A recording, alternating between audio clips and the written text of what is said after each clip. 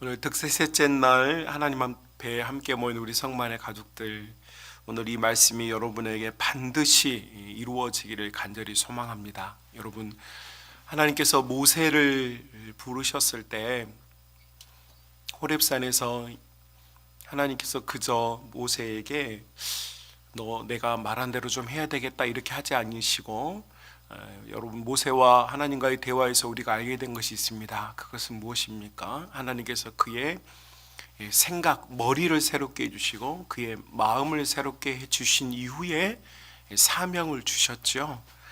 여러분, 이사야서 61장 우리가 지금 살펴보고 있는데요, 똑같은 패턴으로 가고 있습니다. 우리가 처음 보았을 때 하나님께서 우리의 속에 있는 이 가슴 속에 있는, 머릿속에 있는 것을 슬픔과 또 괴로운 일들에 대해서 새롭게 해주시고, 또 어제 우리가 살펴보았던 것처럼 오랫동안 황폐하였고 무너져 있던 내 마음을 새롭게 해주시는 것을 우리가 보았죠.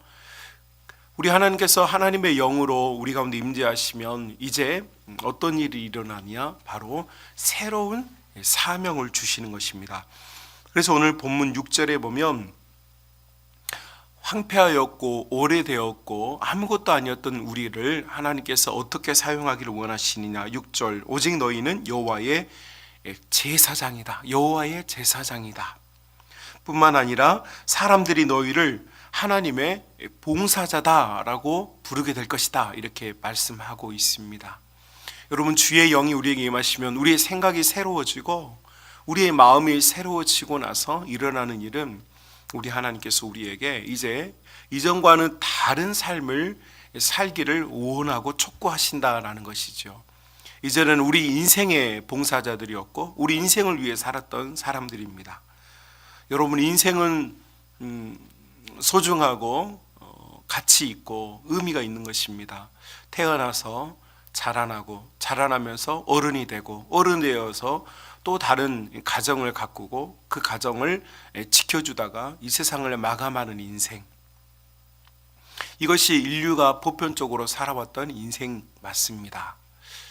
그런데 우리 하나님께서는 이런 자연 발생적인 인생을 사는 것도 소중하고 가치 있는 것, 맞습니다. 예수님께서 우리 이 땅에 오셔서 병든 자를 고치고 귀신에게 고통당하는 자들을 해방시켜 주었던 이유는 우리 인생 자체가 소중하고 가치 있기 때문이에요. 하나님께서 주신 생명을 가지고 태어났기 때문입니다. 그래서 우리 인생은 소중하고 가치가 있습니다. 각 순간순간마다 여러분, 우리가 살아내는 것은 정말 중요한 이야기입니다. 그러나 그것이 전부가 아니라는 것이죠. 우리의 생각을 바꾸어 주시고 우리의 마음을 바꾸어 주시는 우리 하나님은, 여러분, 우리의 삶을 완전히 송두리째 바꾼 이후에는 이제는 전혀 다른 인생을 살기를 우리에게 원하시는 것입니다.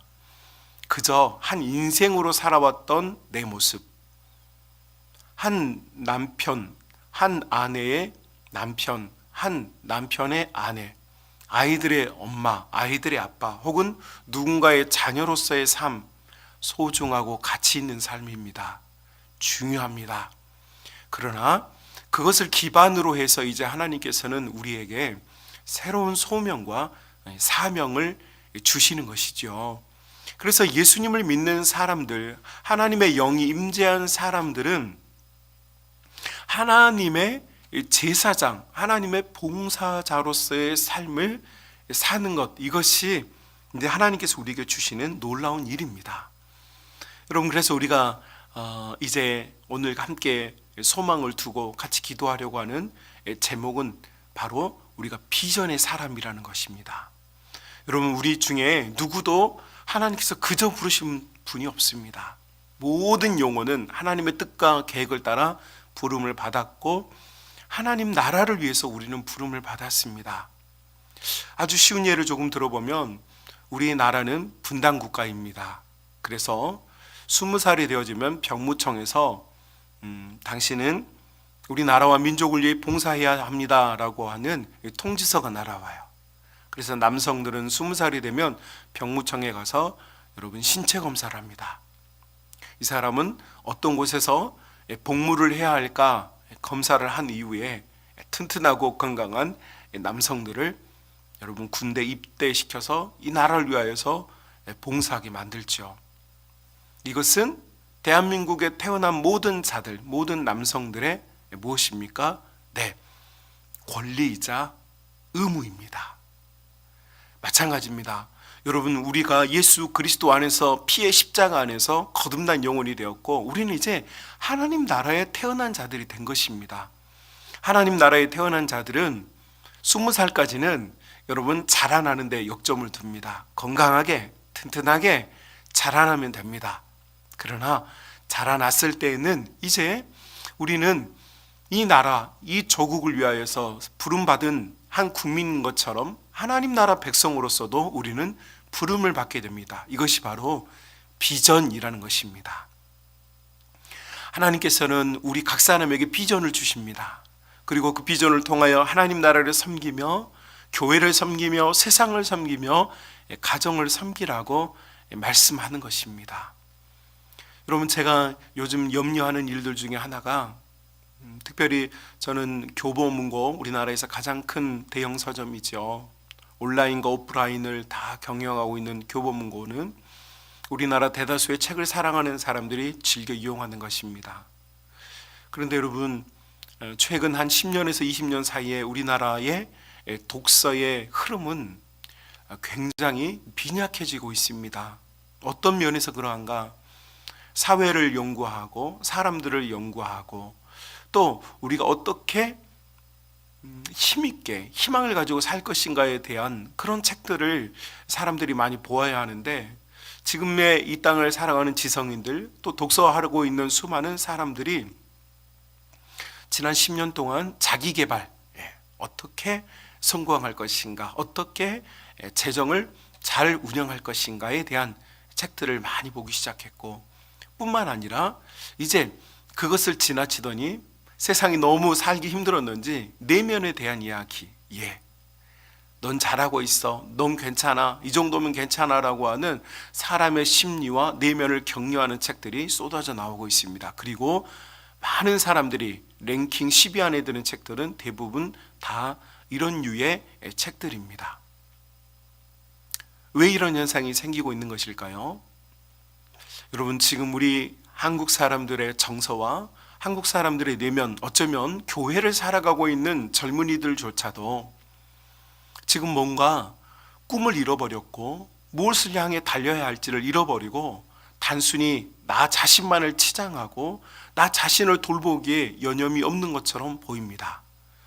여러분, 이스라엘 백성이 출애굽하여서 그들이 홍해를 만나고 여러분 쓴물을 만나고 또 그 광야에서 먹거리가 떨어지는 현상들을 경험하였습니다. 네, 맞습니다. 여러분, 우리 인생은 다 단계 어려움이 있습니다. 고통이 있지요. 상황을 넘어서는 것은 쉬운 일이 아닙니다. 저도 중학교 2학년 때 우리 하나님과 인격적인 만남을 가졌고 그 이후로 목회자의 꿈을 꾸었는데, 그럼에도 불구하고 열심히 공부했는데도 불구하고 고3 때가 되니까 기도를 드렸어요. 어떤 기도를 드렸느냐? 예수님이 빨리 재림하셨으면 좋겠다. 시험을 보지 않았으면 좋겠다. 이런 기도를 드렸어요. 왜 그랬을까요? 여러분, 순간순간 고비가 어렵고 힘든 것입니다. 모두 다 마찬가지죠. 그러나 여러분, 우리가 잊지 말아야 할 것이 있습니다. 인생이 어렵고 달려가는 길이 쉽지 않더라도 우리의 목표는 항상 쓴 물을 단물로 만드는 것이 목표가 아닙니다. 홍해를 건너는 것이 목표가 아닙니다. 떡을 얻는 것이 목표가 아닙니다. 우리의 최종 목표는 가나안입니다. 하나님께서 주신 곳을 향하여서 가는 것, 이것이 우리의 인생입니다. 하나님께 부름받은 하나님의 사람들은 인생의 고비를 넘어가고 또 넘어가기 위해서 존재하는 그런 부류의 사람들이 아닙니다. 우리의 최종 목표에는 정해져 있습니다. 우리의 표대는 정해져 있습니다.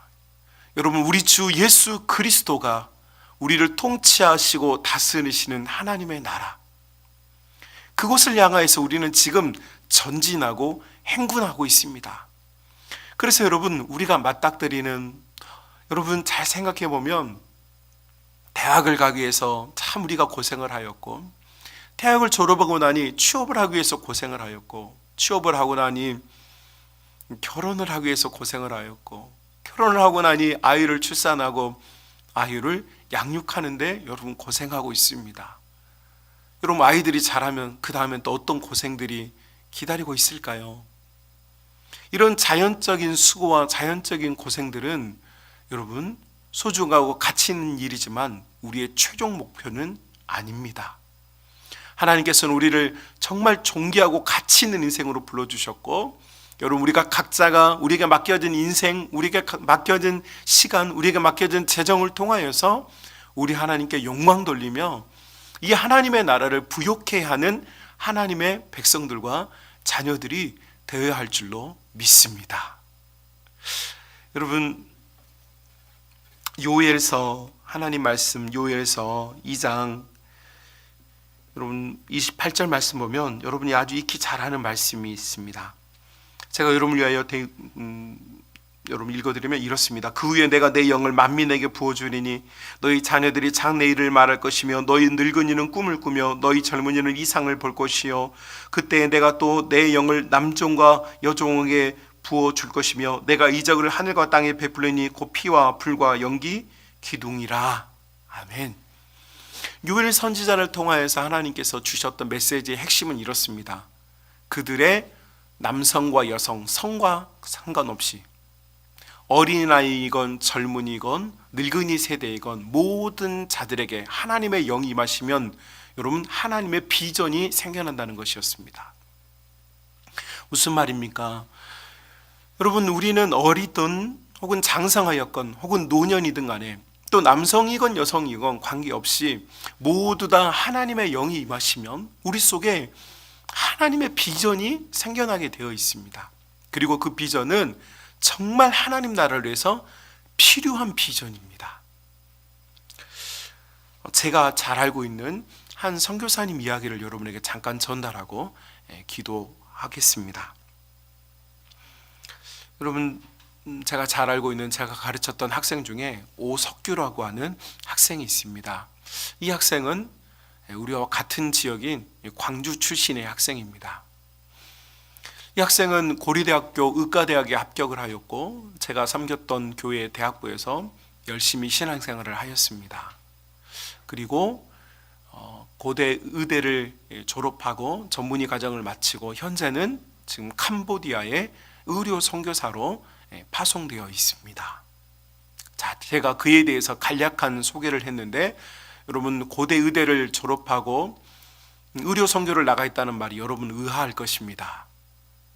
여러분, 이 학생은, 이 선교사님은 청소년 시절에 하나님 앞에 기도하다가 소명이 생겼습니다. 꿈이 생겼습니다. 그것은 무엇이냐면 바로 의료 선교사라고 하는 꿈이 생겼어요. 여러분, 이 학생은 원래 공부를 탁월하게 잘하는 학생이 아니었습니다. 그저 평범한 감리교도 가정의 평범한 학생이었어요. 그런데 이 친구가 여러분 기도하면서 수련회 중에 은혜를 받고 그 가슴속이 뜨거워지면서 하나님께서 자신을 의료 선교사로 부르셨다고 하는 확신을 얻게 되었습니다. 그리고 이 친구는 그때부터 내가 의대를 가야 되겠다라고 생각을 하고 공부를 하기 시작했습니다. 그리고 고등학교를 가서도 의대를 가기 위해서 공부를 하였습니다. 단순하게 여러분 의사가 되기 위해서 좋은 직장으로서 좋은 직업으로서의 의사가 되기 위해서가 아니라 최종적인 선교사, 의료 선교사라는 꿈을 위하여서 이 학생은 공부하였습니다. 그리고 그가 바라고 바랬던 하나님께서 그를 지혜롭게 하여 주셨고 그를 도와주셔서 고대 의대에 합격하게 되었습니다. 여러분, 의대에 가면 처음 2년은 예과입니다. 다른 학생들과 비슷합니다. 다른 대학생들과 비슷한, 그러나 공부 양은 좀 많겠죠. 그러나 3학년 되기 시작하면 레지던트에 들어갑니다. 4년 동안 레지던트를 하면서 병원과 학교를 오가면서 엄청난 공부를 해야 합니다. 그리고 나서 인턴을 하고 전문의 과정을 밟게 되어지죠. 그런데 여러분, 이 친구는 여러분 의대를 다니면서도 제가 섬겼던 대학부의 행정국장, 여러분이 이해하기 쉽게 말하면 대학부 학생들의 회장 역할을 했습니다. 누구도 상상하지 못했습니다. 여러분, 레지던트 의과대에 다니면서 여러분 한 대학부를 이끄는 학생의 대표로서 역할을 한다? 쉽지 않습니다. 여러분, 레지던트들은 평균 1시간에서 2시간씩 잠을 잡니다. 그런데 이 친구는 교회 일을 하기 위하여서 주일이면 하루 종일 교회 일을 하고 밤늦게까지 교회를 하고 날을 세워서 그 다음날 있을 시험 준비를 하면서 학교를 다녔습니다. 왜일까요?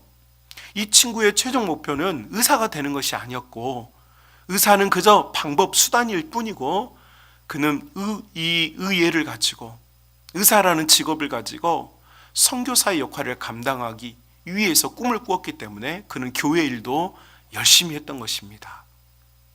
그리고 그는 여러분 고대에서 정말로 전 세계적으로 유명한 우리나라에서 최고의 심장 전문의이신 교수님 밑에서 심장 전문의 자격증을 따기까지 열심히 수고하였습니다. 어려움도 있었고 쉽지 않았습니다. 참 힘들어하고 이렇게까지 해야 하는가라고 하는 참 좌절도 맛보았습니다. 그러나 포기하지 아니하고 심장 전문의가 되기 위해서 정말 고생하였습니다. 그리고 마침내 심장 전문의가 되었을 때 여러분 학교에서 제안을 하고 고대 종합병원에서 함께 근무하기를 청함을 받았지만 여러분 그는 과감하게 이 모든 과정을 다 마친 이후에 그는 의료 훈련을 받기 위하여서 훈련센터에 입소하였습니다. 이 가정은 아이가 넷이나 있습니다. 그럼에도 불구하고 그가 살아갈 수 있는 풍부와 부요를 거절한 채 이 아이는, 이 학생은 지금 캄보디아의 훈련을 다 받고 이제 파송되어 나가 있습니다. 여러분, 사랑하는 우리 성만 가족 여러분, 인생의 한 고비 한 고비를 살아내는 것 소중합니다. 여러분, 그러나 우리의 최종 목표가 그것이어서는 안 됩니다. 잘 사는 것, 우리 아이들 행복하게 자라는 것을 보는 것, 여러분 그것이어서는 안 됩니다. 우리의 꿈, 우리의 비전이 거기에 멈추면 안 됩니다. 여러분, 우리 각 사람 여러분에게 주었던 비전이 있습니다. 하나님께서 여러분에게, 여러분이 어렸을 때, 여러분이 젊었을 때, 여러분이 기도하였을 때, 여러분이 무릎 꿇고 수련회에서 두 손을 들고 여러분 펑펑 울면서 여러분이 매달렸을 때 하나님께서 여러분에게 주었던 비전이 있습니다. 사랑 우리 성만의 젊은이 여러분, 여러분이 아이의 엄마가 되어 있고 아이의 아빠가 되어 있다 하여도 여러분 이것이 여러분의 끝이어서는 아니 됩니다. 여러분에게 주었던 꿈과 비전이 있습니다. 여러분, 오석규 선교사의 아내는 정인의 사모입니다. 정인의 선교사입니다. 정인의 선교사는 총신대학교 유아교육과를 나왔습니다. 그런데 남편이 의료 선교를 떠난다고 하니까 다시 국어 교육을 시키는 국어 교사가 되기 위하여서 다시 공부를 시작했습니다. 그리고 국어 교사를 어느 곳에서든지 할 수 있는 자격증을 따기 위해서 수년 동안 아이를 4명 출산하는 동안에도 공부를 멈추지 않았고 마침내 그 자격을 취득하였습니다. 그리고 함께 남편과 함께 선교의 길을 떠났습니다. 여러분, 우리만 아이 키우고 있는 거 아닙니다. 여러분, 다 아이 키우고 있습니다. 어렵습니다. 자녀 키우는 거 쉽지 않다는 거 우리 다 압니다. 그러나 어떤 누군가는 아이를 넷이나 키우면서도 자신에게 주신 꿈, 자신 가정에게 주셨던 비전을 위하여서 다시 시작하고 다시 모든 것을 또 노력하고 또 노력하는 것을 우리에게 증명해 보여주고 있습니다. 여러분, 저는 오석규 선교사, 정인의 선교사 그들만이 특별하다고 생각하지 않습니다. 우리도 다 마찬가지입니다. 사랑하는 우리 청년 세대 여러분이 10대 때, 20대 때 하나님께 부름받았던 소망과 꿈의 비전들이 여러분 속에서 지금 잠들어 있습니까? 다시 깨우시기를 주님의 이름으로 축복합니다. 하나님께서는 여러분을 여호와의 제사장, 여호와의 봉사자로 부르셨습니다. 여러분에게 주셨던 달란트, 여러분에게 주신 가정, 여러분에게 주신 재물들은 여러분을 위해 살라고 주신 것이 아니고 그것들을 통하여 하나님 나라를 위하여 살라고 주신 소중하고 가치 있는 비전들입니다. 여러분, 멈추지 마십시오. 여러분, 우리 이 설교를 듣고 있는 우리 장로님, 권사님, 어르신 세대 여러분은 천국만 가기를 기다리는 그런 분들로 살면 안 됩니다. 부르심을 받는 그날까지 내가 어떻게 하나님 나라를 위하여 봉사할까? 내 후배들에게 나의 뒷모습을, 어떤 믿음의 뒷모습을 보여줄까? 나를 따라오고 나를 지금 표대 삼아서 찾아오고 있는 내 후배들에게, 내 믿음의 후손들에게 내가 어떤 아름다운 뒷모습을 남겨줄까? 여러분이 보여주는 뒷모습이 모세와 같기를 축복합니다. 여러분이 보여주는 뒷모습이 아론과 훌과 같기를 축복합니다. 여러분에게 주었던 평생의 삶이 같이 있었던 것처럼 여러분 부름받는 그날까지 여러분 하나님께서 주신 소망을 가지고 교회를 위하여 내가 무엇을 할까? 내가 하나님 나라를 위하여서 무엇을 남길까? 여러분 고민하고 기도하여서 여러분 마지막 순간까지 꿈을 꾸어야 합니다. 이 설교를 듣고 있는 사랑하는 우리 학생 세대 여러분, 사랑하는 여러분, 여러분의 세대에 지금 꿈을 꾸어야 합니다. 여러분의 나이대에 비전을 가져야 합니다. 하루하루를 그저 살면 안 됩니다. 꿈이 없다면 여러분, 하나님 나는 왜 꿈이 없습니까? 라고 울부짖어야 합니다. 여러분, 다른 학생들과 같이 깔깔거리면서 사는 것 행복합니다. 좋은 일입니다. 여러분이 정서적으로 안정을 갖는 것은 너무너무 저도 기대하는 일입니다. 그러나 여러분은 여러분과 학교 다니는 여러분 그 아이들과 여러분은 다른 아이들입니다. 하나님은 여러분을 기독교 가정, 특별히 믿음 있는 가정에 여러분을 태어나게 하셨습니다. 그리고 여러분에게 믿음을 선물로 주었습니다. 여러분은 꿈을 꾸어야 합니다. 꿈이 없는 것을 두려워해야 합니다. 여러분, 직업을 생각하라는 이야기가 아닙니다. 직업은 방법일 뿐입니다. 내가 어떻게 하나님께 영광을 돌릴 사람이 될 것인지, 내가 하나님을 위해서 무엇을 할 것인지, 하나님 나에게 어떤 달란트를 주셨고 내가 어떻게 하나님을 빛나게 할 것인지, 이것이 여러분이 고민하고 기도해야 할 일입니다. 사랑하는 우리 성만 가족 여러분, 우리의 머리를 새롭게 하시고 우리의 가슴을 새롭게 하신 우리 하나님, 여러분을 지금 하나님의 봉사자로 부르고 계십니다. 하나님의 제사장들로 여러분을 부르고 있습니다. 여러분, 좌절하거나 낙심하거나 멈추지 마십시오. 여러분, 다 함께 일어나서 하나님의 영광스러운 나라를 위하여서 여러분 손을 맞잡고 함께 나아가야 합니다. 여러분, 우리 성만교회가, 여러분 우리 교회가, 하나님의 복된 교회가 꿈꾸는 자들로 가득해져야 합니다. 목회자인 저만 꿈꾸는 것이 아니라 우리 장로님들도 꿈을 꾸고, 우리 권사님들도 꿈을 꾸고, 여러분 우리 집사님들도 꿈을 꾸고, 여러분 우리 젊은이들은 더 꿈을 꾸고, 우리의 학생 세대는 여러분 꿈을 꾸어야 하며, 우리 어린아이들도 꿈에 대해서 말하는 교회가 되어야 합니다. 그리고 이것이 정말로 행복한 교회입니다. 어렵고 힘든 것을 토로하고 그것을 넘어서기 위하여 고군분투하는 그런 교회, 현실과 싸우는 그런 교회 말고 그것을 뛰어넘는 위대함으로 나아가는 교회. 여러분 우리는 작고 연약한 교회일지라도 하나님은 항상 약한 것을 들어서 강한 것을 부끄럽게 하셨습니다. 저는 거기에 대한 소망이 있습니다. 여러분 우리 성만의 모든 가족들이, 우리 모든 믿음의 권속들이 다시 한번 우리 하나님을 위하여서 내가 무엇을 할까? 주님, 내가 여기 있습니다. 나를 보내주옵소서. 내가 주님이 원하는 일을 하겠습니다. 하나님 내게 주셨던 그 꿈과 희망을 내가 다시 살려내기를 원합니다. 내가 다시 한번 잊혀졌던 내 비전을 내가 다시 한번 일으키기를 원합니다. 주여 나를 도우소서. 소망하고 응답받는 모든 믿음의 가족들이 다 될 수 있기를 주님의 이름으로 축복하고 또 축복하고 또 축복하고 또 축복하고 또 축복합니다.